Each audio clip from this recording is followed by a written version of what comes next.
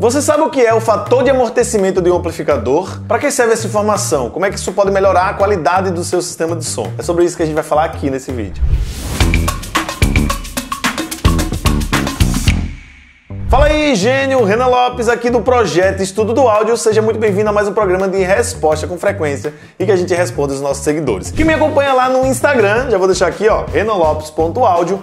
Sabe que eu sempre abro caixinhas de perguntas para poder tirar dúvida aí da galera, e algumas perguntas eu acabo trazendo aqui pro YouTube pra gente responder com um pouco mais de calma e um pouco mais de cuidado. Inclusive, eu aproveito a oportunidade para dizer o seguinte, ó, não esquece aí de se inscrever no canal, porque a gente tá aqui toda terça-feira trazendo resposta para vocês, e se esse vídeo fizer sentido para você, não esquece de curtir ele também.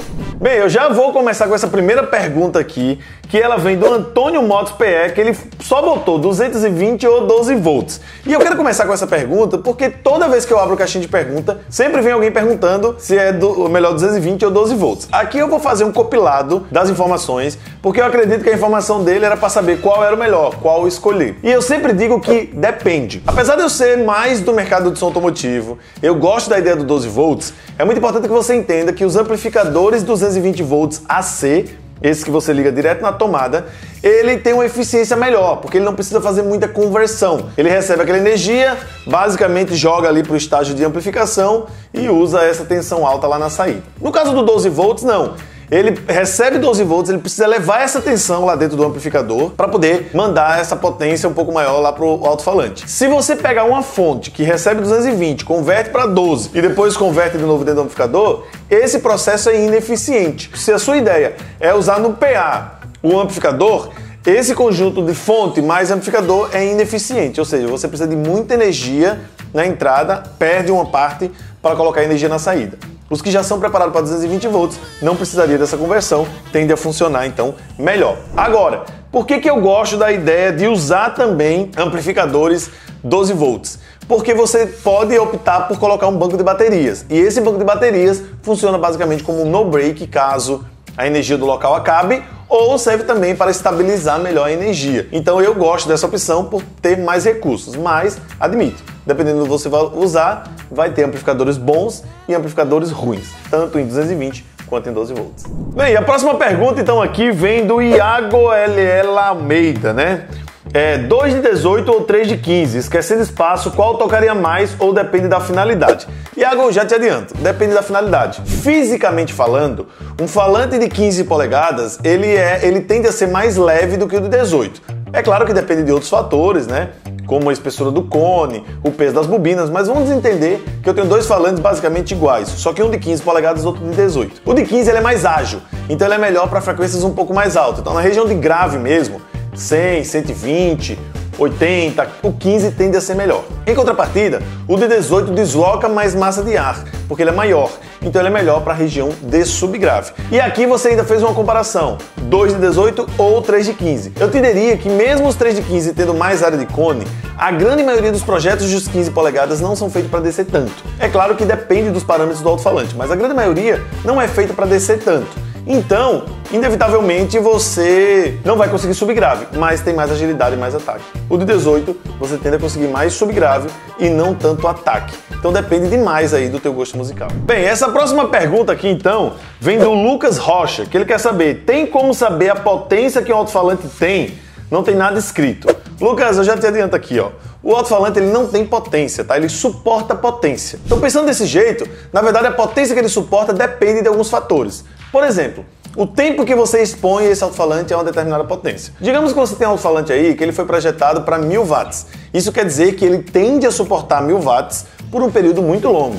Dependendo da forma como o fabricante testou, ele pode durar até 100 horas recebendo os 1000 watts. Agora, não quer dizer que esse alto-falante não pode receber 2000. Pode, só que por um período de tempo menor. Ele vai esquentar mais rapidamente. Ou mesmo você quiser aplicar 5000 watts nesse alto-falante. Quer dizer, ele não vai suportar mais tanto tempo, daqui a pouco ele só suporta isso em 1 minuto ou pouco menos. Então, o que eu te falo? Quando você não tem descrita a potência do falante, não tem como ter essa informação, a única maneira que você tem de adivinhar até que potência ele suporta é usando uma ferramenta que você vai ter ela aí, que é o cheirômetro. Você vai sentir, cara. Liga, bota pra tocar e sente se não tá saindo cheiro de queimado, de resina. É claro que, ciente disso, você não pode exagerar na potência aplicada. O que é que eu te sugiro? Garante um sinal limpo na estrutura de ganho, permite que o sistema entregue um sinal sem distorção para o seu alto-falante e você vai aplicando potência, né? Vai elevando a tensão que vai para esse alto-falante até você perceber que está subindo aquele cheiro de resina, por isso que você tem que ir bem devagar. E aí, ou seja, ali ele já está chegando no limite dele. Aí você tende a trabalhar menos que isso. Ele deveria seguir uma norma que é padronizada, mas infelizmente nem todo fabricante segue. Então, não existe equipamento no mundo que vai te dar essa informação. Infelizmente, você vai ter que tentar na tentativa e erro mesmo. Bem, essa próxima pergunta, então, vem do Clodoaldo FM Júnior, tá? Gênio, poderia resumir um pouco mais sobre EQ de entrada e EQ de saída e como aplicar? Obrigado. Clodoaldo, é legal pelo seguinte, ó. Eu sempre comento para as pessoas que o equalizador de saída de um processador de áudio, ele é muito interessante para você modelar a resposta do falante. Então, ele é muito utilizado no processo de alinhamento. O de entrada serve para você temperar o sistema. Então, por exemplo, você botou uma música que está faltando grave, é o equalizador de entrada que você tem que ir lá e colocar esse grave. Se estiver faltando agudo, é no equalizador de entrada que você vai lá e coloca o seu agudo. O equalizador de saída, então, é para modelar a resposta no processo de alinhamento e o equalizador de entrada serve para você, então, dar o seu gosto pessoal e o tempero da música. Lembrando que se o seu limite estiver muito bem ajustado, você pode colocar a equalização tranquilamente, porque é o limite que vai segurar a tensão na saída do seu processador. Agora sim, chegamos na pergunta que eu acredito que seja o seu interesse, que é sobre o fator de amortecimento do amplificador. Esse assunto ele merecia um vídeo um pouco mais completo, mas eu vou tentar falar de uma forma simples para que você possa entender. O fator de amortecimento, tecnicamente falando, ele está relacionado com a impedância de saída do seu amplificador, né? Ele tem uma resistência ali de saída, em relação ao da carga, né? A impedância do falante. Eu vou ficar falando resistência porque é mais fácil de você entender. Então, se eu comparar a resistência de saída do amplificador em relação à carga, né? A resistência do alto-falante, eu consigo observar basicamente como é que se comporta o fator de amortecimento do amplificador. O que quer dizer isso? O seu amplificador, ele vai ter um comportamento quando ele tiver carga e um outro comportamento quando ele não tiver. Então, se um amplificador, por exemplo, que não é fonte de tensão constante, ele tiver sem carga, ele tende a dar uma tensão um pouco mais alta. Quando você coloca a carga, né, quando você coloca o alto-falante, a tensão tende a cair, né? Ou seja, o amplificador vai começar a drenar corrente, ele vai sofrer um pouquinho e essa tensão vai cair. O quanto essa tensão cai é que está relacionada ao fator de amortecimento do seu amplificador. Porque isso está relacionado com justamente essa carga que ele recebe e o quanto de corrente ele tem que colocar para fora. Se ele é um amplificador bem robusto ou preparado para isso, quer dizer, a variação de tensão é muito pequenininha. Então, esse fator de amortecimento vai ser super alto. Se ele não tem uma fonte tão parruda e ele não tem esse devido controle, a tensão cai muito. Então, ele não é muito amortecido. Para você saber como definir isso, você pode usar essa formulazinha que eu vou pedir para o editor colocar aqui, que é FA, né, fator de amortecimento, ele é igual a tensão com carga, então voltagem com carga, dividido a tensão sem carga menos a tensão com carga. A resultante disso é quanto maior, mais amortecido, quanto menor, menos amortecido. Os amplificadores tendem a trabalhar aí com 100, 200, 500, até 1000 de fator de amortecimento. Se isso for muito baixo, quer dizer que ele não é tão amortecido. Por que isso acontece? Porque o alto-falante, ele tem uma reatância capacitiva, ou seja, ele devolve energia para o amplificador. Como ele é bilateral, quer dizer, o amplificador quando manda a tensão nele, ele vai para frente, o sistema de mola do alto-falante traz ele de volta, o que gera tensão nos bornes do alto-falante. Essa tensão volta para o amplificador.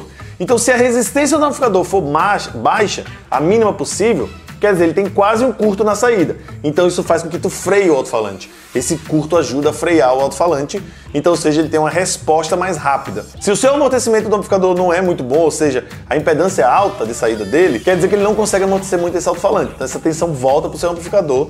Então, além de não controlar o alto-falante, você deixa o seu amplificador sofrendo. É interessante que a gente saiba que o comportamento do alto-falante também muda. As variáveis que tem no alto-falante, como QTS, sistema de mola, CMS, mudam como isso devolve para o seu amplificador. Mas é um assunto que é relativamente complexo e eu vou deixar para trazer ele em um outro conteúdo. Gênio, então eu acho que eu já mereço então mais uma vez a sua curtida aí por ter trazido esse conteúdo, mas se ainda assim você tem dúvidas, coloca aqui embaixo na seção de comentários quais são os conteúdos que você quer que a gente traga, que a gente converse aqui e traga mais informações para que você possa aprender. E eu espero então poder estar interagindo contigo aí nos comentários, tá? Isso nos fortalece e nos dá força para continuar trazendo também mais conteúdos aqui pro YouTube. Quero te agradecer por ter estado comigo até agora. Um grande abraço e até a próxima semana. Valeu, Gênio! Até depois!